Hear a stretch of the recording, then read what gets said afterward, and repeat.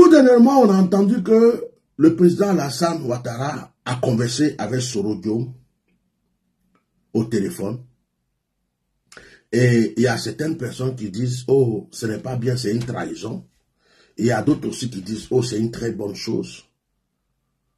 Alors, comme j'étais en retraite et que moi-même, j'ai décidé de ne plus parler des problèmes politiques, j'ai fermé ma bouche.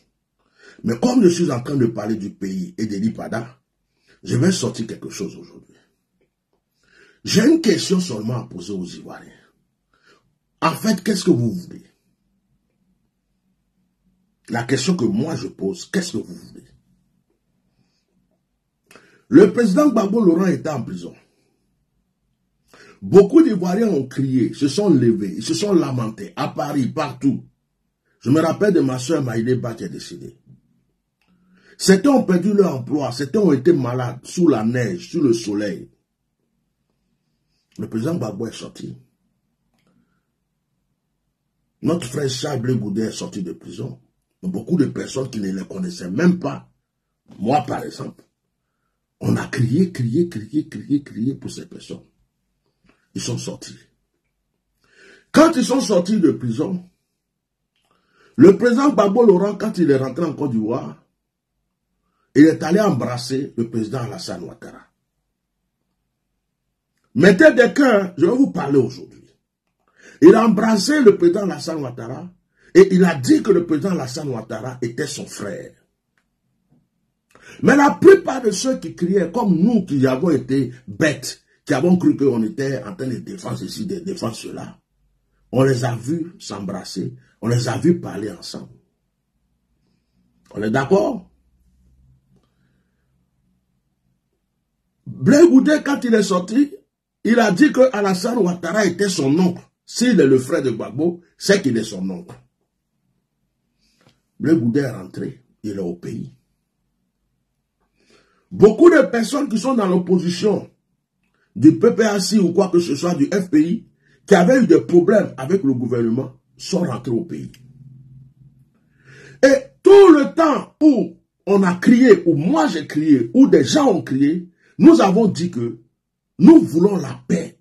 Moi personnellement, je ne défends aucun parti, mais on a dit qu'il faut qu'il y ait la réconciliation. Certaines personnes l'ont mal compris. On a dit que pour qu'il y ait la réconciliation, il faut que ceux qui sont en prison sortent. Il faut que les exilés rentrent. Mes vidéos sont encore là. Je ne défendais pas personnellement une personne, mais je défendais la cause de tous les Ivoiriens, parce que les Ivoiriens, après la guerre, ne voulaient plus de guerre et ils sont fatigués.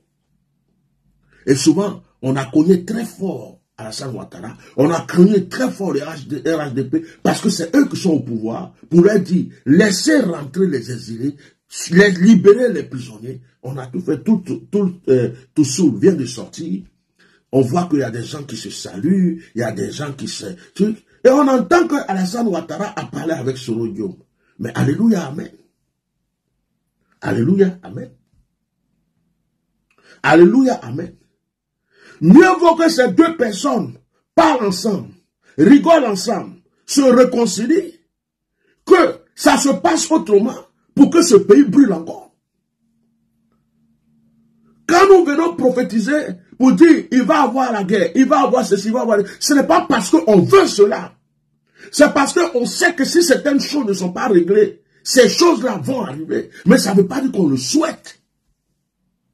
C'est ce que beaucoup de personnes n'ont pas compris. Mais quand un prophète finit de prophétiser, le prophète qui a fini de prophétiser, il prie Dieu pour dire Seigneur, fais de sorte que ça n'arrive pas. Il y a déjà eu trop de morts dans mon pays. Mes frères, mes soeurs, s'il te plaît, Seigneur, pardon. Dieu peut changer les situations à cause de la prière de plusieurs personnes. Quand on vient prophétiser pour dire, il y a telle chose qui va arriver. Si vous ne faites pas ceci, ça va arriver. Ça veut dire qu'on ne souhaite pas que ça arrive. Alors, qu'est-ce qui prouve qu'on n'a pas posé des questions à Elipada? Qu'est-ce qui prouve qu'on n'a pas pris Elipada pour dire, hey, petit, pour la canne là, comment on fait pour gagner?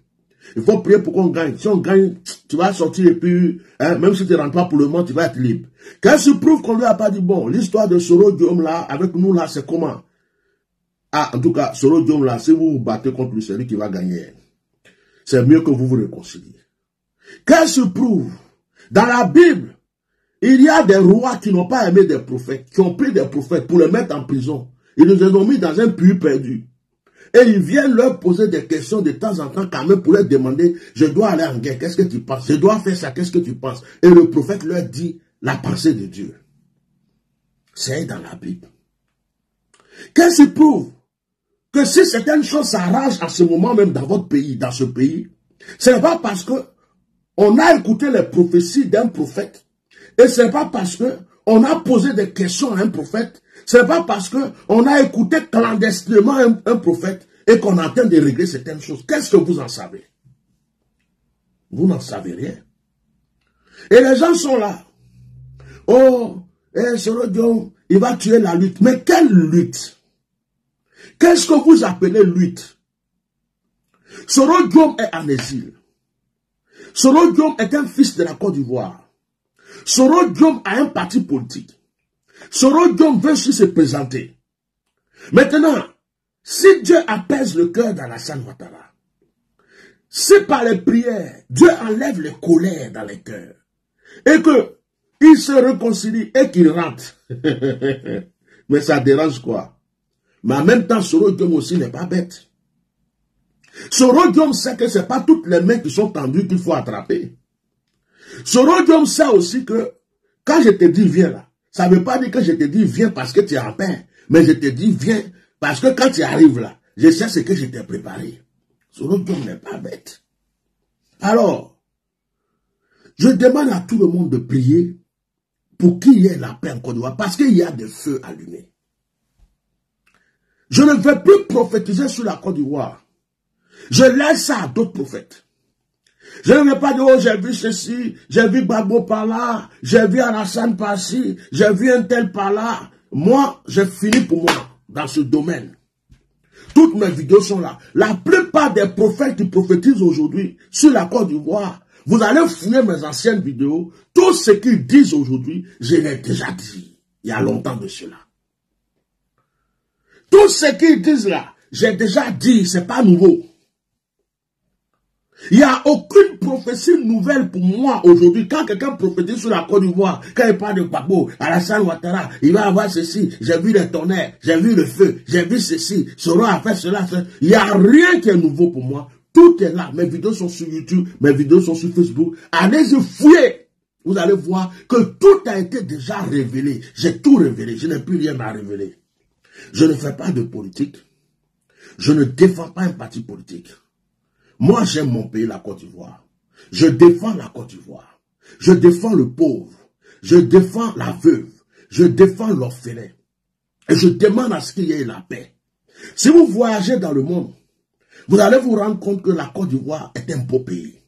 Si vous voyagez dans le monde, vous allez vous rendre compte que vous avez un trésor, ce que la Côte d'Ivoire. On doit l'entretenir. L'entretenir dans la paix.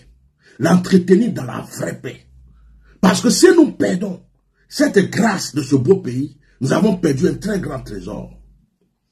Alors le problème est que les Ivoiriens doivent arrêter d'être fanatiques. Les Ivoiriens doivent arrêter de croire que la politique, c'est suivre aveuglement un homme et oublier les intérêts du pays. Il y a certains pays dont je n'en parle pas. Regardez, il y a quelqu'un qui m'a envoyé un jour un message où me dit, mais pourquoi tu ne parles jamais du Togo, alors que le Togo, alors que je ne l'ai pas répondu. Je ne l'ai pas répondu. Pourquoi je vais aller parler du Togo? De un, le président du Togo, c'est un Togolais. De deux, le président du Togo, là, ce sont les Togolais qui l'ont mis là. De trois, les Togolais, là, malgré leurs épreuves, leurs quoi, là, ils ont leur manière de vivre. Et tout ce qu'ils cherchent, là, c'est comment ils vont manger, comment ils vont prendre soin de leurs enfants. La politique même, tu as l'impression que ça ne les intéresse pas. De quatre, les Togolais, la politique est là actuellement, là. Ils vivent avec ça. Il n'y a aucun trouble. Ils ont leur pays est en paix. Ils sont tranquilles. Leur pays est en paix. Ils sont tranquilles. C'est-à-dire que Ça les convient, ils ont leur manière de... Et puis toi, tu quittes quelque part, tu viens. Oh, le Togo a fait ce... Qu'est-ce que c'est ces bêtises? Et la personne me pose la question, pourquoi tu parles? Mais qu'est-ce que toi tu veux que moi je dise sur le Togo? Je suis ivoirien. Avant que le président actuel ne vienne en Côte d'Ivoire, il y a eu la guerre. On a perdu nos parents. On a perdu nos terres. Il y a des Ivoiriens en exil, des Ivoiriens prisonniers. C'est pas le même problème. Et puis, on est en train de dire, il faut qu'il y ait la réconciliation. Il faut qu'il y ait la paix. Il faut que les prisonniers sortent. Il faut que les gens qui sont en exil rentrent. Il faut que vous entendiez pour élire quelqu'un de trucs sur le pays. Et puis, on n'en parle plus. C'est ça, moi, mon problème.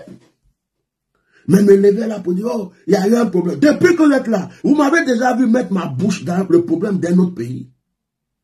Ce qui se passe au Cameroun. Les prophètes qui prophétisent sur les pays des gens, oh, il y a ça au Gabon, il y a ça au Ghana, il y a ça au Burkina. Moi, je n'ai pas besoin de ça. S'il y a quelque chose dans nos pays, je vais prier. Ça ne me concerne pas.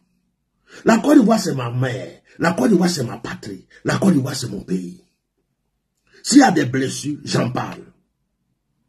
Mais me lever pour prouver que je suis prophète.